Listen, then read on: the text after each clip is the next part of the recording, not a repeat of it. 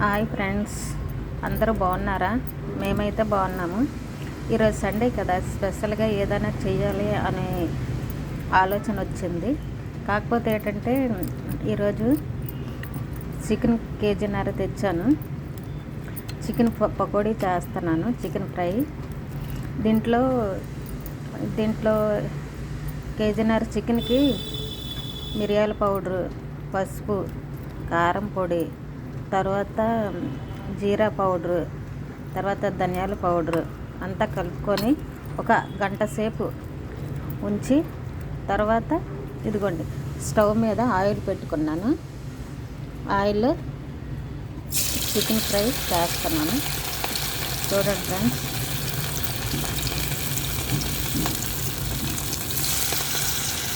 చూసారా?